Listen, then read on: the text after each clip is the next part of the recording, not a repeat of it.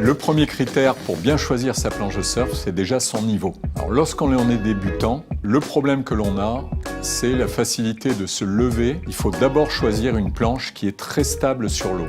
Alors, lorsque l'on est plus débutant, qu'on sait déjà se lever, on va vouloir aller sur le côté de la vague et commencer à manœuvrer.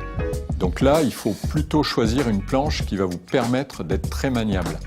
Lorsque vous êtes un bon surfeur, vous savez surfer dans tout type de conditions et tout type de vagues, la planche, elle doit avoir une caractéristique principale qui est sa capacité à prendre de la vitesse, à aller vite pour pouvoir envoyer des manœuvres les plus radicales possibles.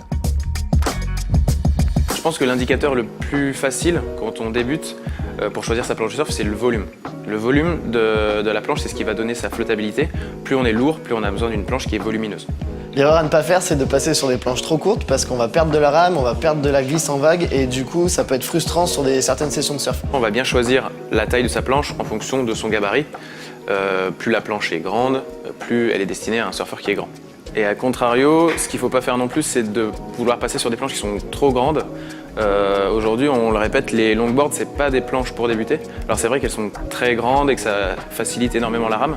Le problème, c'est que c'est des planches qui sont lourdes, très encombrantes, pas évidentes à manœuvrer et qui peuvent être dangereuses dans certains types de conditions. Après, plus on progresse, plus on va s'intéresser à des cotes, donc des dimensions de la planche qui sont précises. Sa longueur, sa largeur. Là, on va plus choisir sa planche en fonction de son gabarit, mais en fonction de ce qu'on veut surfer.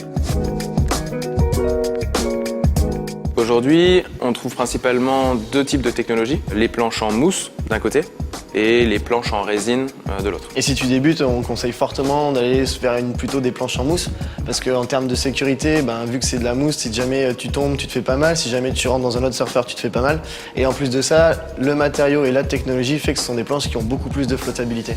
Une fois qu'on a pris un peu de niveau, c'est-à-dire qu'on sait se lever sur la planche, tourner, prendre la vague en gauche ou en droite, on peut s'orienter vers des planches en époxy. La résine époxy, elle va faire des planches qui sont un petit peu plus raides, mais qui vont mieux vieillir dans le temps. Mais il reste aussi la gamme mousse. Si jamais le surfeur se sent pas encore à l'aise et qu'il a besoin de encore cet aspect sécuritaire, voire même de flottabilité, on peut toujours prendre une planche en mousse, justement pour un surf un peu plus facile, mais qui reste quand même maniable et qui aide à la progression. On arrive notamment avec une gamme débutant qui a vraiment été retravaillée pour faciliter et rendre accessible en fait le surf. Pour ça, en fait, on a travaillé un décaissé au milieu de la planche. La première fonction de ce décaissé, c'est déjà de favoriser un positionnement ultra intuitif, c'est-à-dire que le surfeur, quand il va monter sur sa planche, tout de suite, il est guidé et il va se mettre au bon endroit. Ça, c'est la première chose. Et la deuxième chose, c'est que ce décaissé-là permet d'avoir une meilleure stabilité de la planche et c'est beaucoup plus facile. Si on est un surfeur intermédiaire, il va falloir qu'on passe sur une planche avec un tail, donc un arrière de planche un peu plus racé. Donc là, on va avoir plutôt des tails ronds pour favoriser la maniabilité, le fait de pouvoir monter et descendre facilement sur une vague.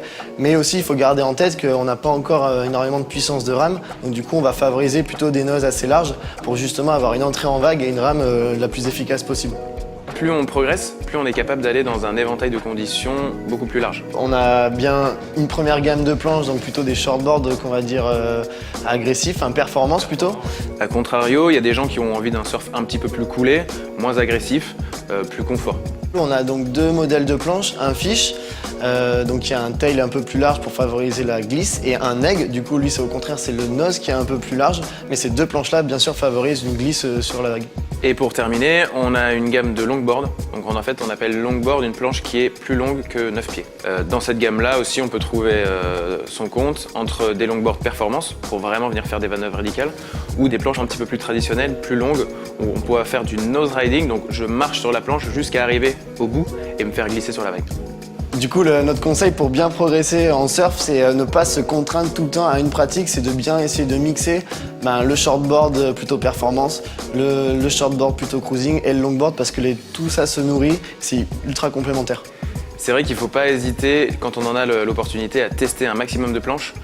Aujourd'hui, il y a énormément de surfeurs qui se cantonnent uniquement à un style de planche, alors que des fois, en essayant d'autres produits, en fait, on découvre un surf qui est complètement différent et qui est des fois plus en accord en fait, avec le surfeur qu'on est. En résumé, pour choisir votre planche de surf, les critères importants vont être votre niveau, votre gabarit, le type de construction et le shape.